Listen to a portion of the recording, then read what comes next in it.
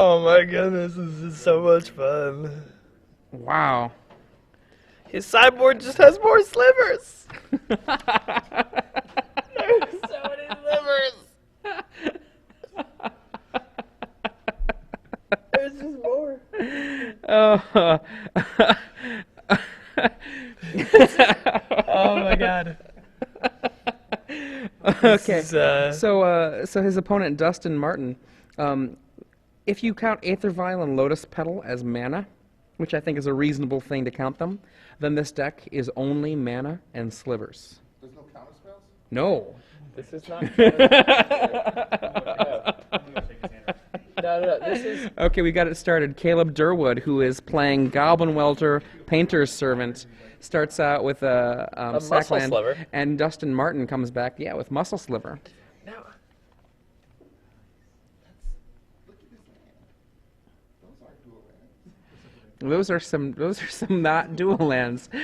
I have a feeling that Caleb is going to just outpower his opponent here, and I think one of the things when you start out with the round one of a tournament, much like many other events, round one often has the combination of a really good deck that you might be playing or that a friend of yours might be playing, and then you find out about the opponent's deck, which is just maybe more of a budget build. Yeah. Yeah. So we just got word that this is Dustin's first sanctioned match of Magic. Wow. It's pretty cool. I love slivers. Why do you love slivers so much? Just You got your reasons. You've got your reasons. I may have my reasons. I'm a sliver kid.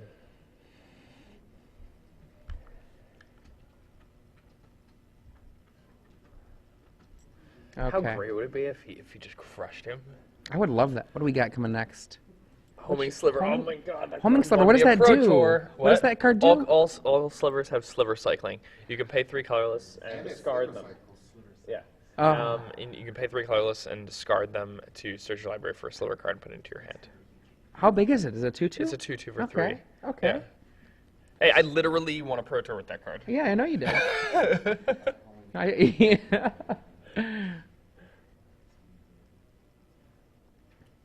Okay. Brainstorm. I'm just hoping that this brainstorm, doesn't fall into a pile of nothing and has to sit there and take some beats. That would be bad. I think I see Force of Will in hand. I think. There's a Sackland. There's a Oh, Pyroblast. man, I really want A that. Trinket Just take Mage. this. Looks like some mana. Is that an Ancient Tomb in his hand as well?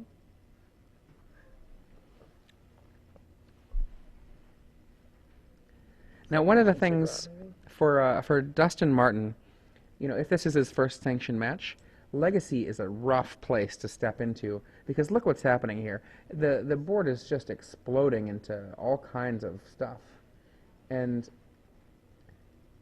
the Furnace goes into Lion's Eye Diamond, and then the Mox is active because it's the third artifact. The Trinket Mage then finds Sensei's Divining Top, and suddenly he goes from having 2 mana, nothing going on, to having access to 1, 2, 3, 4, 7 mana, albeit through a Lion's Eye Diamond, but 4 without that. And then here come the slivers. Get him. What kind of sliver is that? Spinner. They have reach. They have reach. He attacks with both. I bet that muscle sliver is going to die. Yeah. You might not want to attack with the muscle there. Well, when you're still learning how to play, in the competitive realm, that just seems like what you'd probably do is just attack. You'll learn the lessons eventually. Okay. Ancient Tomb makes it 9 mana, or 6 if he doesn't use the Lion's Eye Diamond.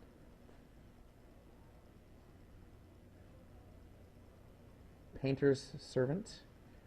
Everything is now blue. Grindstone. That's it. Just waiting for the activation. There it is. He's like, okay, what is it going to do? I've got... See, Red and he's like, Elemental Blast, everything is blue. Okay. After a small explanation from Caleb, he just puts it all away. Goes to the next one. This might be a rapid game. We might get another match in after this. I'm rooting for Slivers. I feel it. What's he gonna bring in?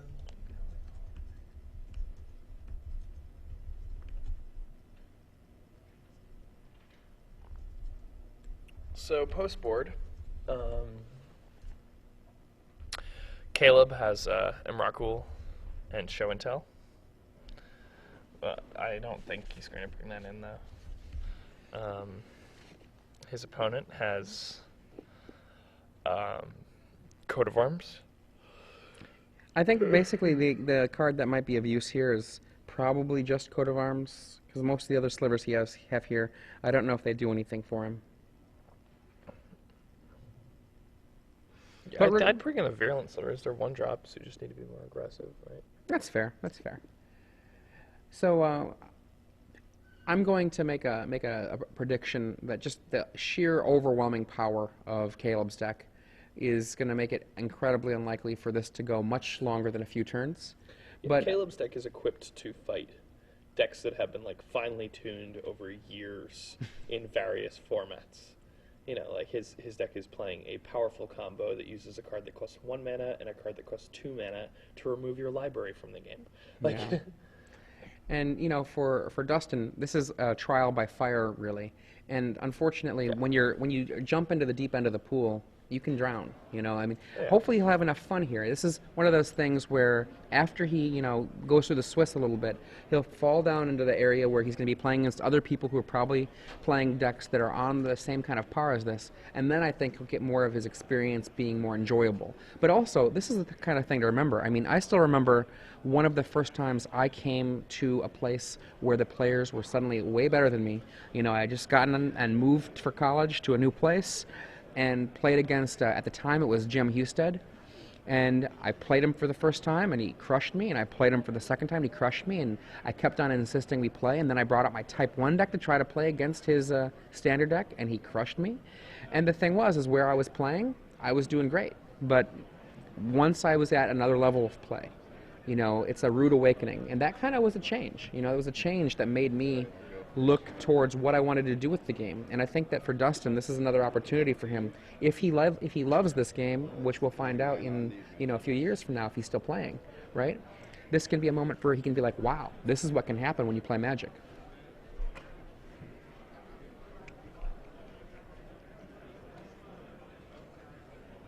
Dustin's on the play.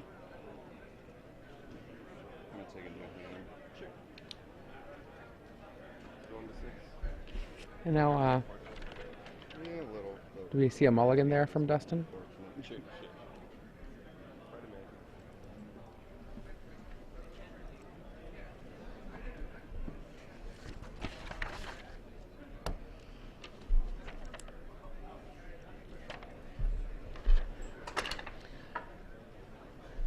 So if we look at, the real deck of note here, in terms of, Caleb.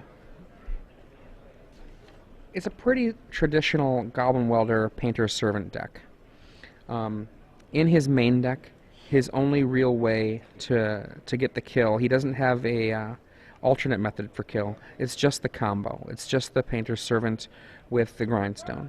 And often that's totally all you need to do. There are occasions where because of the intuitions, there's sometimes a small package that will come with the deck as an alternate path, but he doesn't have that in the main deck.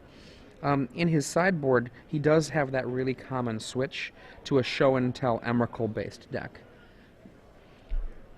As this match starts, looks like a couple of lands here to begin with. Dropping down Aether Vial and getting out his own... Is that a two-headed sliver, I think? And Caleb just, casts his Brainstorm. Caleb's going to have some time to basically get a kill in without too much worry that the kill is going to have to be, you know, incredibly fast. Now Caleb's deck, as Jacob was saying, is a deck that is totally capable of beating down on decks that have been tuned over the course of years. Second turn here, we have the Mox, Seed of Synod, Lion's Eye Diamond, giving him Metalcraft, giving him Painter's Servant, and giving him Grindstone with the mana to activate it. And there you go. His hand goes away, a huge loss of card advantage, and in return, his deck for his opponent. Wow. Let me just look at what that does. Yeah, you know, it's a rude awakening when you come to this point and you see this stuff happen. Okay. Yep. Looks like I lost again. And just, there we go. There's the hand. I don't know if that's the way to start it, but at least it's, you know, SCG live. Yeah, something.